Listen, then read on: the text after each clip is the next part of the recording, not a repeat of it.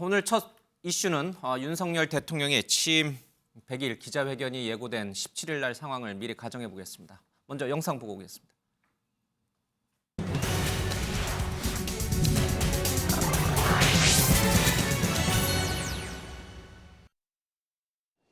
정치인 사면에는 방점을 두시고 정치인은 배제라는 관측이 나오는데 이런 기조로 결정하게 되신 배경이나 이유를 좀 더 여쭐 수 있을까요? 지금 전 세계적으로 이런 경제의 불안과 이런 변동성이 확대되고 있기 때문에 제일 중요한 것이 민생이고, 또 민생이라는 것은 정부도 챙겨야 되지만 경제가 또 활발히 돌아갈 때 거기에서 또 숨통이 트이는 것이기 때문에 거기에 방점을 둔 것입니다. 네.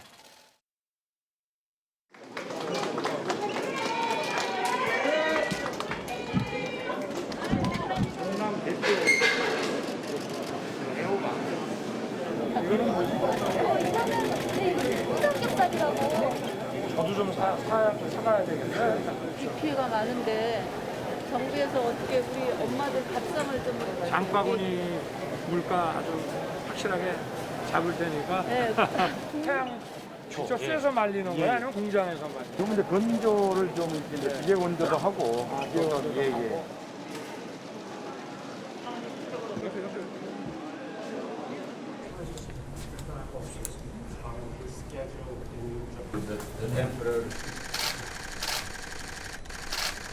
오늘 전 세계가 직면한 많은 어려운 문제들의 해결 방향에 대해서 오늘 저도 아침에 기자들에게 얘기했습니다만 우리 구테레스 총장님의 그 경륜에 기초한 고견을 좀 많이 듣고 싶습니다. I want once again to congratulate you on your election and to express my total solidarity with the people and the government of the Republic of Korea and my condolences to the families of the victims of the recent floods.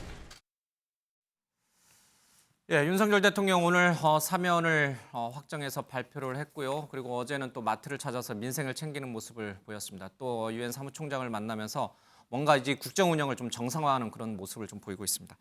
자, 그리고 오늘 17일 취임 100일을 맞이해서 40분간 언론과 기자 간담회도 하겠다, 이렇게 이제 공식적으로 좀 밝혔습니다.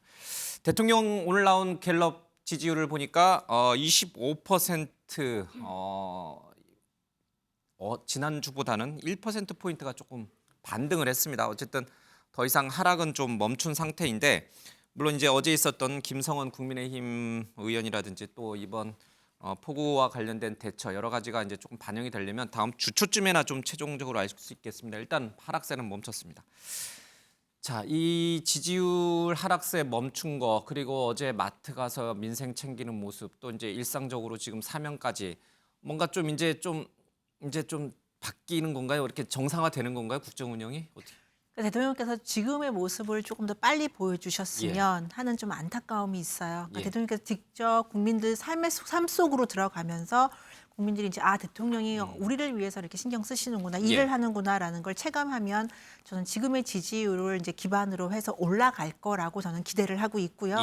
특히 오늘 이제 사면이 나왔지 않습니까? 사면 발표가 있었는데요. 많은 분들이 이제 정치인 대사면 사회통합 이야기를 많이 하셨었어요. 근데 지금 경기 침체와 세계적인 경기 침체죠. 침체와 위기로까지 이어질 수 있다는 거, 그리고 일자리 문제에 대해서 관심을 가지면서 경제인 중심으로 사면 내진 복권이 됐거든요. 정치인들은 사실 배제가 됐습니다.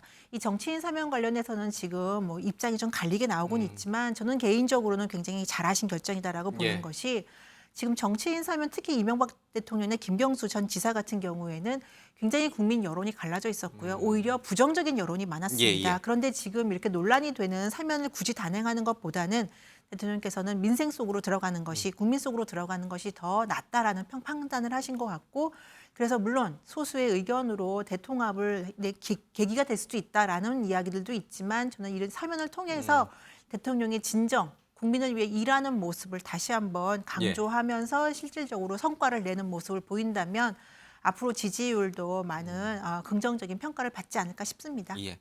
뭐 사면에 대한 좀 세부적인 더 얘기는 조금 이따가 더 들어가도록 하겠습니다.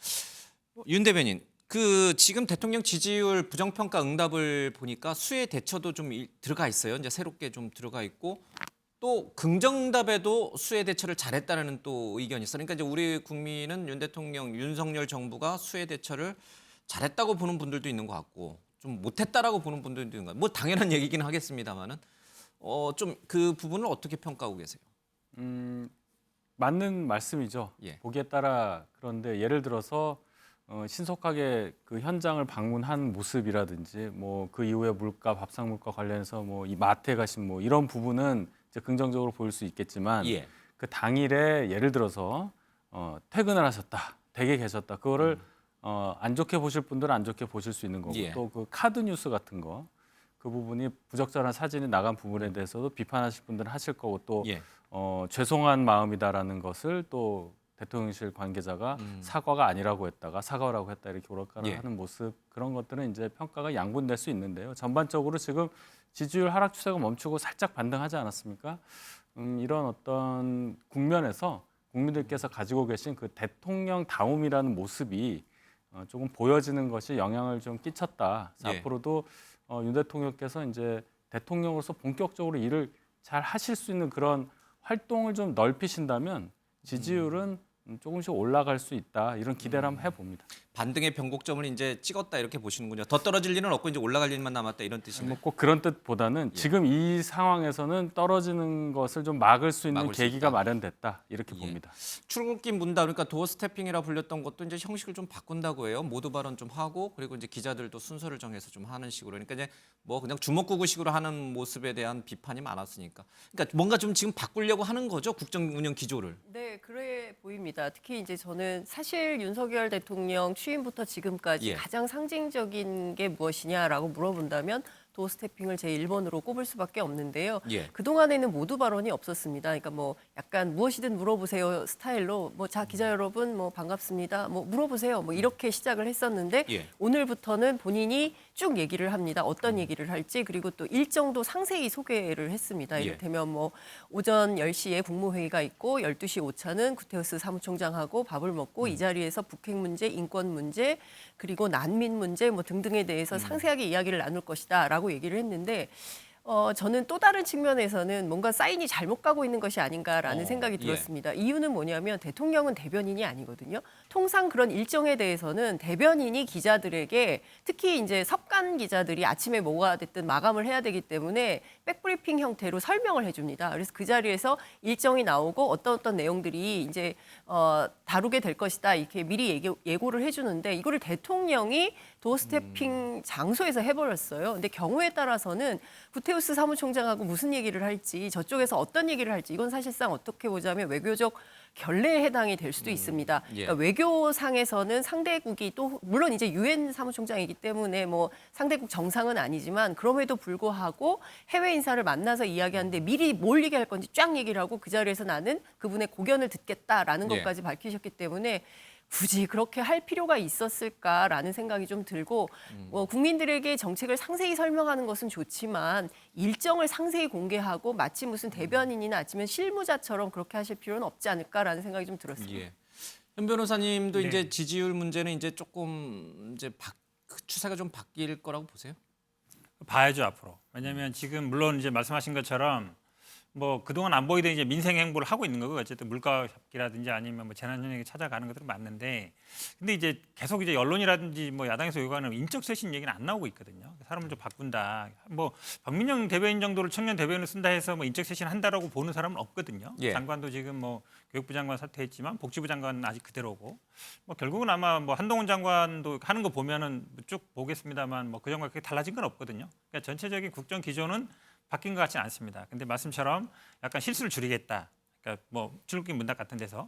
근데 사실은 이제 출국길 문답을 하긴 해야 되는데 시간은 좀 떼고 싶다. 그밖에 안 들려요. 모두 발언이. 왜 그러냐면 대통령이 문답하는 걸 기다려 바로 질문을 하면 됩니다. 왜냐하면 뭐 일정이라든지 이런 것들은 공지로 다 나가는 거예요. 이미. 굳이 얘기할 필요 없거든요. 그러면 질문하면 되는데 질문도 미리 뭐 순서를 정한다. 그럼 미리 좀 정한다는 얘기거든요. 답변도 준비한다는 얘기인데 기자들의 질문이라는 거는 그날에 대해서 날카로운 질문을 하는 거거든요. 예전에도 보면은 미리 뭐 질문을 정해달라 했을 때 항상 문제됐습니다. 또 그거에 따라서 기자들이 질문을 했을 때 기자들도 스스로 자존감도 좀 생각할 수 있어서 저는 뭐 차라리 그냥 일주일에 그냥 한 번 기자회견을 한다든지 아니면 아예 없애버린다 이렇게 낫지 모두 발언하고 또 질문 정하고 한다 그러면 본래임의 이 문답은 의미가 퇴색된다 이렇게 보고 있습니다.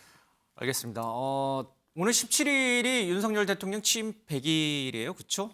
그래서 기자회견이 있을 것이다, 또 기자회견을 하지 않을 것이다, 뭐 여러 가지 설왕설래가 있었는데 오늘 대통령실이 한다라고 공식적으로 밝혔습니다. 40분간 기자들을 질문을 받고 이제 응답 형식으로 하는데, 자, 우리 내부는 당일날 아침이다, 지금이 이제 당일 아침이다라고 생각하시고 기자로 변신을 했어요. 자, 대통령께서 어떤 얘기는 꼭 하셔야 될까? 뭐 그런 걸 좀 한번 좀 적어서 한번 들어서 이렇게 올려놔 주십시오. 예. 자, 이번에는 우리 현 변호사님부터 좀 해볼까요? 대통령이 그날 취임 100일 날 꼭 이 얘기는 하셔야 된다. 결국 야당과의 협치, 소통, 아마 여야 영수회담 같은 거를 물론 뭐 대통령이 먼저 얘기하는 건 없습니다. 보통 야당이 제안하고 형식은 이제 대통령이 받는 식으로 됐는데 예. 아마 말씀이 이제 야당과 협치를 하겠다. 상징적으로는 아마 물론 뭐 8월 말 돼야 아마 당 대표가 선출된다 예. 뵙니다만 선출되면 뭐 할 수도 있다든지 아니면 뭐 야당과 협치를 하겠다 정도 운을 떼면 아마 야당에서 뭐 제안하는 형식이 될 것 같거든요. 결국은 아마 지금 여당 내 상황도 아주 중요합니다만 결국은 9월에 가면 정기국회 있거든요. 정기국회 갔으면 결국은 입법이라든지 예산이라든지 이게 첫 정기국회이기 때문에 국민의힘 같은 경우 여당 같은 경우는 아마 이제 전당대회를 그때 할 거냐 말 거냐 논란이 될 수 있고 야당은 아무래도 뭐 벼르고 있겠죠. 첫 정기국회니까 이런 상황에서는 아마 정기국회 들어가기 직전쯤에 뭐 여야 영수회담 같은 걸 갖는 게 제가 보기에 협치에서 아주 좋은 상호간에 여야 간에 보여줄 수 있는 모습이 될 것 같습니다. 그러면 지금 뭐 확대명이라는 얘기가 나오는데 이재명 후보가 당대표가 되면 이재명 당대표 대 윤석열 대통령이 회담이 될 가능성이 높은 건가요? 그럴 가능성이 높죠. 지금 현재로는. 물론 시기적으로는 뭐 꼭 뭐 정기국회에 얽매일 필요는 없는 것 같고요. 어쨌든 윤석열 대통령도 예전에 이제 국회의장단 한번 얘기하고 예. 대표도 약간 뉘앙스를 띄었거든요. 그런데 결국은 아마 여야 협치의 상징적인 모습은 아마 뭐 영수회담 용어는 저도 뭐 동의하지는 않습니다만 그래도 야당 대표와의 면담. 그러니까 예전에 보면 이제 지금 뭐 정의당도 있습니다만 정의당 원내 교섭체가 아니기 때문에 뭐 1대1이 됐든 아니면 뭐 여러 사람이 만날 수도 있지만 야당과의 어쨌든 만남은 필요한 것 같습니다. 예. 대선이 끝난 지 100일 만에 대선에서 싸웠던 두 분이 나란히 또 서는 모습을 또 보는 신기한 장면을 우리가 또 목격할 수도 있겠군요. 이제 말씀하신 대로 여야 영수회담을 이제 대통령이 제안을 하신다면 알겠습니다. 자, 우리 장 기자님은 네. 시작과 쇄신이라고 쓰신 건가요? 사과와 쇄신? 사과와 예. 쇄신입니다. 일단 저는 지난 100일 윤석열 대통령과 윤석열 정부가 국민들께 보여드린 것이 무엇인가 이렇게 봤을 때 제일 눈에 띄는 것은 정책 혼선이 아니었나 싶습니다. 제일 예. 중요한 것은 만 5세 취약 연령 인하에 대해서 뭐 한다고 했다가 장관이 사퇴하고 나서 그 이튿날 바로 차관이 국회 출석해서 없던 일이 돼버렸습니다. 뿐만 아니라 노동시간 문제도 주 52시간 문제에 대해서도 장관이 전날 발표했는데 그 다음날 대통령이 출근하면서 정부 정책 아니라고 예. 공식 입장 아니라고 발표했습니다. 그리고 대형마트 의무 휴업일과 관련해서도 한다 그랬다가 또 입장을 바꿨습니다. 이를테면 정책을 다 내부에서 논의를 해서 확정된 것을 발표하는 것이 아니라 일단 발표하고 그리고 나서 여론이 나쁘면 다시 없던 일이 돼버리는 아니면 말고식의 정책 혼선에 대해서는 대통령이 반드시 사과를 하셔야 된다라는 생각이 예. 좀 들고요. 그리고 두 번째는 인사 참사와 관련된 문제입니다. 앞서 이제 그 교육부 장관 얘기도 했지만 복지부 장관도 그렇고요. 공석인 장관들이 굉장히 많이 공정위원장도 있습니다. 지금 그리고 공석이고, 공정위원장도 그렇고요. 무엇보다 검찰총장도 지금 공석입니다. 네. 이 문제에 대해서 100일이 지나도록 답이 없다? 이것은 상당히 심각한 문제라고 생각하고요. 이 부분에 대해서 대통령이 분명한 답이 필요하다. 그리고 내부 총질 등 말실수와 관련해서 분명한 입장과 사과가 필요하다고 생각합니다. 이런 입장 없이 그냥 간다 이것은 문제이고요. 특히 저는 그 반지하 관련해서 이제 앞서 그 국정 홍보에 쓰였던 그 사진 한 장이 카드뉴스요? 네, 예. 카드뉴스. 그 사진 한 장이 주는 국민들에게 주는 헛헛한 마음. 과연 우리 대통령이 어렵고 힘든 서민의 편에 서 계시는가에 대한 의문부호를 찍게 만드는 장면이었습니다. 왜냐하면요. 김건희 여사가 나토에 방문했을 때 450만 원짜리 명품 치마를 입은 게 확인이 돼서 보수 언론들이 나서서 비판을 했었습니다. 근데 그 자리에서 숨진 여성 노동자가 바로 그 면세점에서 일하던 노동자였고 언니가 발달 장애인이었고 그리고 13살밖에 안 된 딸을 키우고 있었습니다. 그분들의 삶에 대해서도 반지하 없애겠다고 그랬어요. 앞으로 20년간에 걸쳐서. 그런데 반지하에 살고 싶어서 사는 사람들이 어디 있겠습니까? 당장 갈 곳이 어디냐. 사실 우리는 폭우보다 퇴출이 더 걱정된다 이런 말씀들을 하시고 계시거든요. 그렇기 때문에 저는 모든 정책이든 인사든 정말 다 통틀어서 100일 동안 우리가 정말 잘못했으니까 앞으로 이런 방향으로 정말 잘하겠다는 쇄신책이 나오지 않는다면 국민들께서 앞으로 더 큰 좋은 점수를 주실 수 있을까? 그것은 아니지 않냐라는 생각이 좀 들어서 꼭 두 가지는 좀 하셨으면 당부 말씀을 드리고 싶습니다. 국정운영 전반에 대한 쇄신 거기에는 뭐 인사도 문제도 네. 있을 것이고 알겠습니다. 예, 윤 대변인. 이제 국정 운영에 대해서 어떻게 구체적으로 할 거냐는 얘기가 취임 초부터 이제 나왔어야 되는데 제가 판단할 때도 국민들께서 이 정부는 어떤 나라를 만들겠다는 정부냐 하는 것에 대해서 의문을 많이 가지실 수가 있겠다는 생각이 들었어요. 윤석열 표 정책이 뭐냐? 예, 국가 운영이 뭐냐? 윤석열 대통령이 추구하는 국가의 미래가 과연 5년에는 어떻게 될 거냐 그런 게 이제 필요하다고 생각하는데 그 이유가 예. 치열한 대선전을 거치면서 당선이 됐고 또 정치를 하시는 과정이 굉장히 짧았고요. 압축적으로 정치 활동을 하시면서 대통령까지 당선됐기 때문에 기존에 정치를 오래 하셨던 분이 당선됐을 때보다는 어떤 국민들께서 체감할 수 있는 이 새 정부의 국정 운영 방향이 좀 구체적이지 못하다고 느끼실 부분이 있거든요. 그래서 지금도 지지율이 좀 떨어지고 하는 부분도 사실은 뭘 했느냐라고 자꾸 물어보시는데 사실은 뭘 그렇게 특별히 못했다고 보기도 뭐하고 애매한 시간이 지났습니다. 지난 석 달 동안. 그것이 국민들께 느껴지는 어떤 방향성이 부족했기 때문에도 저는 작용했다고 보기 때문에 이번 기자회견을 통해서 윤석열 대통령이 이 대한민국을 앞으로 남은 기간 동안 어떻게 운영하겠다. 그래서 그러한 방법으로 예를 들어 아까 말씀하신 여야 협치도 될 수 있고요. 인사는 어떻게 하겠다든지 이런 하위 개념의 얘기들이 받쳐주면서 국민들께서 좀 확실하게 국정 운영을 알 수 예. 있는 그런 기회가 되기를 바랍니다. 그 얘기 다 하려면 40분 너무 짧은 거 아니에요? 한 100분으로 좀 늘리셔야 되는 거 아니에요? 이 얘기 듣는 혹시 대통령실 관계자가 이 얘기 다 하려면 한 100분으로 늘려야겠다 이렇게 혹시 조정이 될지도 모르겠습니다. 알겠습니다. 예, 민희 의원께서. 저도 뭐 비슷한 이야기인데요. 저도 이제 국정의 구체적인 어젠다를 좀 제시해줄 필요가 있다. 지금 국민들께서 궁금해하시는 게 윤석열 정부가 들어서서 어떤 이슈 중심, 어떤 정책들이 바뀔 것인가, 예. 어떤 이슈들을 우선순위를 두고 할 것인가에 대해서 궁금해하시는 분들이 있어요. 그러니까 물론 취임 초기에 연금, 교육, 노동 개혁하겠다고 말씀하셨고요. 지금 뭐 어쩔 수 없이 경제 문제는 너무나 심각한 상황 아닙니까? 경제 개혁 어떻게 조세 문제도 계속 나오고 있습니다. 그럼 부동산 지금 집값 문제 걱정 많이 하고 있잖아요. 이런 것들에 대해서 어떻게 우선순위를 두고 어떤 단계를 거쳐서 하겠다라는 구체적인 안을 말씀해 주셔야 국민들이 답답해함을 좀 덜어줄 수 있고 그다음에 국민들도 거기에 맞춰서 계획을 세울 수 있겠죠. 예. 그리고 이와 함께 저는 또 하나 부탁을 드린다면 지금 공석으로 되어 있는 앞서서도 말씀하셨지만 공석으로 되어 있는 주요 자리들이 많습니다. 그 자리들을 어떻게 언제쯤 채워 놓으실지 예. 어떤 방향으로 나아가실지에 대해서 말씀해 주셔야 되지 않을까 싶습니다. 예.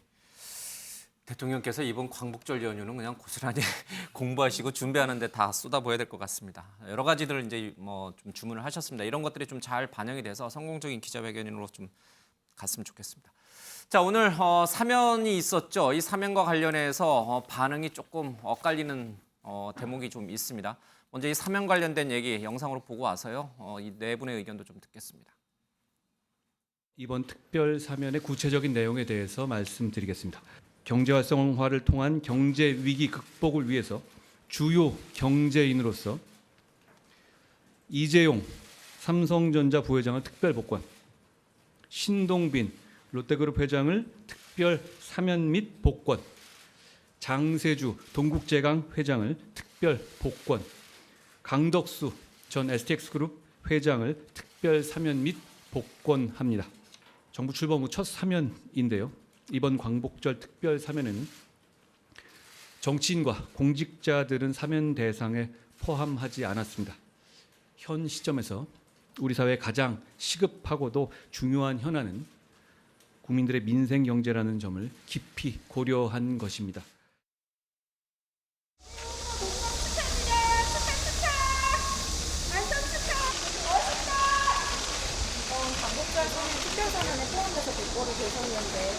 국가 경제를 위해서 열심히 뛰겠습니다.